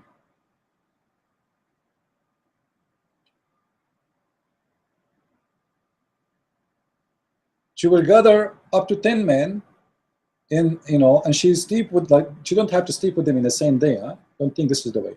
Like she sleep with many, like let us say they are 10, she sleep every day with different one, etc. for let us say the last year. And then when she get pregnant, she choose who is the father, and whoever she choose, he is the father. That's it. He have to accept. So the women, she was having fun. The women, she was having 10 husbands. 10 husbands, not 4. Islam came, he made the women, she cannot have more than 1 husband, and the man can have up to 4 husbands. And actually this is a wrong translation for the Quran explanation, because the Quran says you can do nukah, which means the F word, to 2 and 3 and 4. The total is 9. And this is explained why the Khalifas after Muhammad, all of them, they have 9 wives. Because simply they did nikah to 2 and 3 and 4, which is total 2 plus 3 plus 4, 9. The Muslim, because they have a stupid mentality. You see, the Muslims, they have a stupid understanding for everything in the religion. As an example, Muhammad was an illiterate. There's nowhere in the Quran it says Muhammad was illiterate. The Quran says Muhammad was ummi. Ummi mean from the Gentile, the one who is not from the Jews, not from the Christians. Those who don't have God, those who are pagans. This is what ummi mean. The Muslim, they translated, they give interpretation that the word ummi mean that he do not know how to write, how to read. So as you see, the women in Arabia before Islam was not only in power, she was a queen, she was a leader, she used to have as many as she want as husbands, not even 1 or 2, up to 10 in the same time. She was a businesswoman. Their status was in every wall in the Middle East. Great names, Nefertiti, Zenobia, you name it.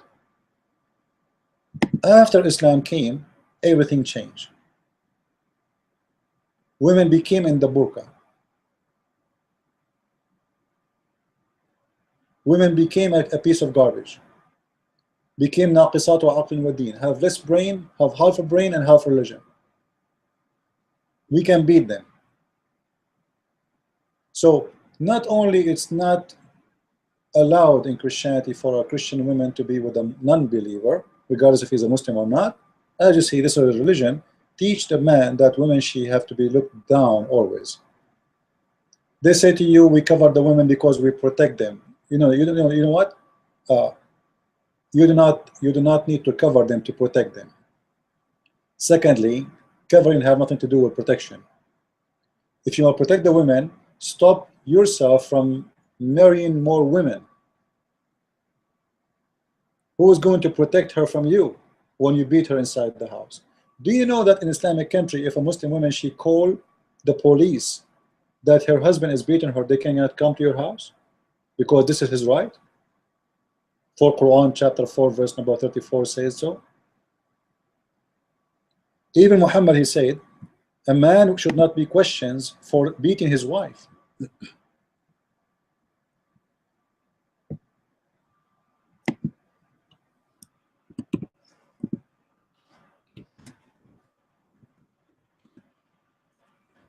He should not be questioned. A man should not be questioned why did he beat his wife. This is not your business. You see it? A man will not be asked as to why to beat his wife. There's a story where Umar ibn Khattab, he was beating his wife. Let me see if I can get you the story. But anyway, this one will do. A man, he was sleeping over the house of Umar. He got to see what's happening.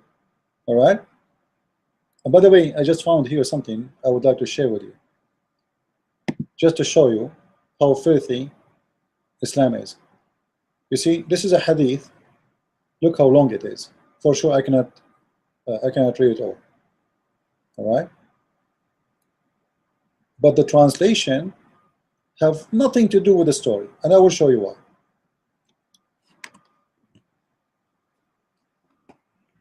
In this translation, Abu Bakr, he said, فقال له أبو بكر, Abu Bakr, he said to a man, امصص بدر اللات. Now I don't want to speak dirty. The women, she have a little tiny piece in her private part. I think you know what is that, right? So Abu Bakr is saying to the man, go and suck the clitoris of Allat. Allat is a female god. This is the Khalifa of the Muslims. Umar, he said the same. Muhammad, he said, all of them, they used to say such a thing. Imagine, go and suck the clitoris of the vagina of Allat, which is the female god.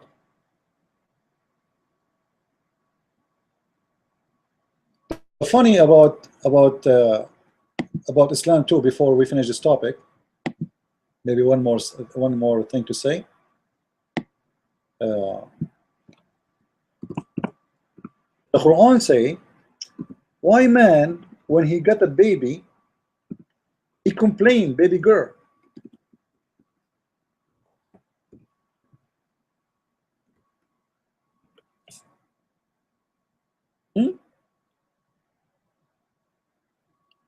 In chapter 3, verse number 36, supposedly the mother of Mary, when she gave birth to Mary, Allah, he reports, he says that, is the female equal to the male?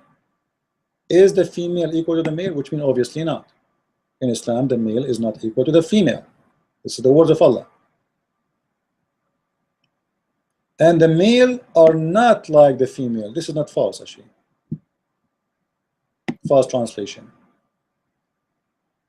In chapter 16, verse number 58, it says, and if you give the news for someone that he have a daughter, his wife, she gave birth to a daughter, his face became black, which means he became upset.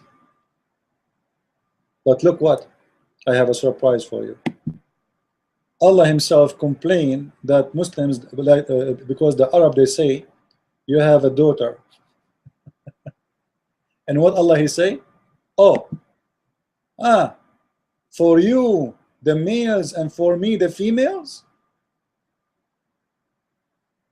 So the verse before it, Allah says, why the Arab, they get upset when they have a daughter, their face became black. In the verse after, in the chapter after, Allah, he complained himself in chapter 53, verse number 21, says, what? You take the males as sons and you give me the females as daughters? So Allah himself, he don't like the females to be daughters. And the verse in the front of you. This is why I say, this is one of the most stupid religion ever you can imagine. So my advice for Christian ladies and even non-Christians, having a relationship with none, or let's say a person have nothing to do with your culture, will cause you problems. Additional to that, marrying someone from different belief will cause you a big problem. Totally different belief, totally different tradition, totally different language, totally different heritage, totally different understanding. Everything is different. You have to do not only compromise, you have to be the sheep in the house in order to live there. Especially if one day he decides to take his family and go back home where he came in from. You are no one, trust me.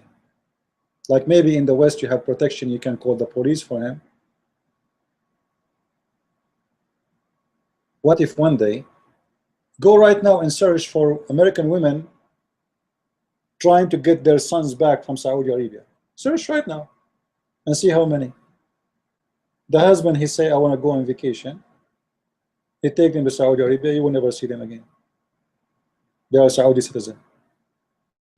And America have no power over Saudi Arabia to force those children to come back. He can take your children, he can destroy your life, he can make you miserable, He can marry as many as he wants. He can marry 4 women and divorce them, divorce them, and marry them and divorce them, and he can marry as many as he wants. For marriage for them is nothing but a sex contract, and you get paid for it. You have no value. I showed you all, actually I showed you the most important things. Actually Islam is a lot more ugly than this. How the man he can beat you, how the man he can discriminate you, how the religion discriminate you, how the culture discriminate you. You are no one. And Muhammad, he said, there is no nation will succeed if the leader of this nation is a woman.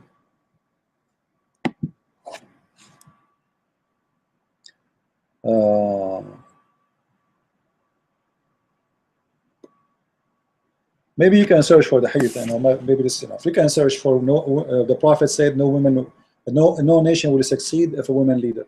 You can find the hadith. I think we are done with this. Enough is enough. So don't fool yourself. Even if you are a man and you marry a Muslim woman, you will pay a very high price for this. The children, they will be forced to be Muslims. And even, let us say you are a very good Christian person, you do all your best, they will brainwash them. They will take them, the woman, she has the right to have her children around her. She will teach them about Allah, about Islam, about etc. They go back to you, terrorist. What you can do about it?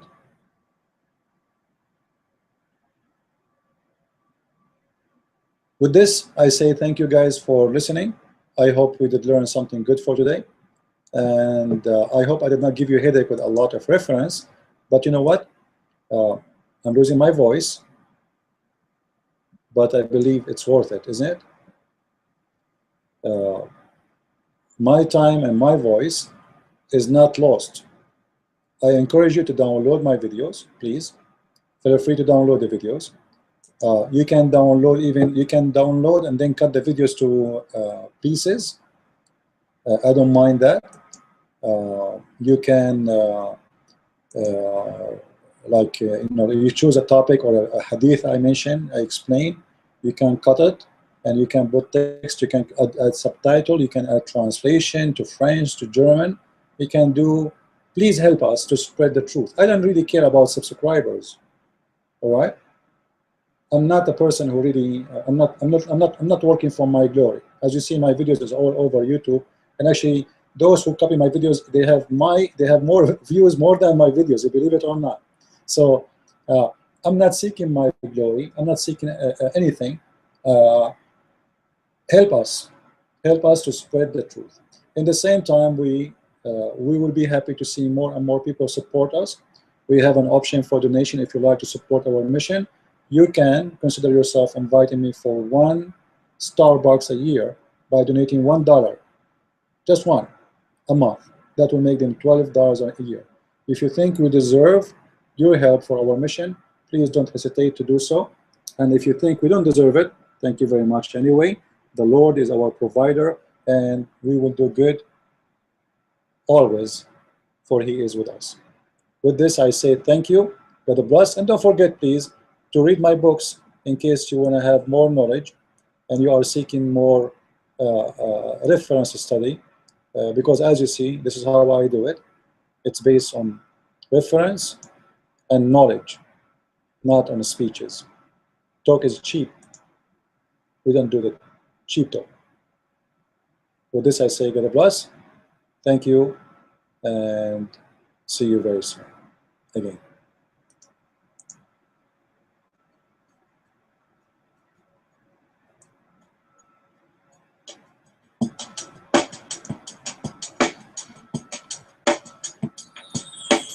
Humbly we come, partaking of His grace, lifting up our praise, kindly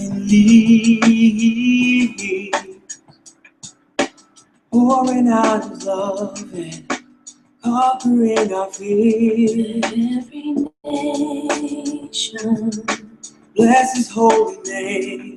all creation. Sing a song of praise. He is mighty In each and every age. Awesome is our God. Faithful our Lord. All that is He made. Forever He will reign. Holy our King. Savior to the lost and champion of the cross. every nation.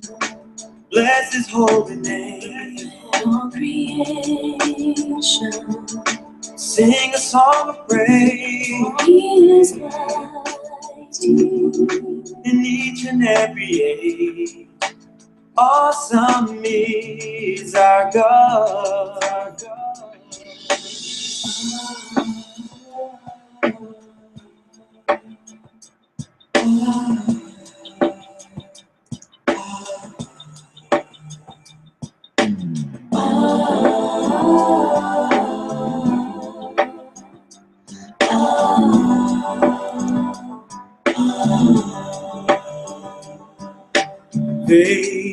Faithful our Lord, all that is He made, forever He will reign.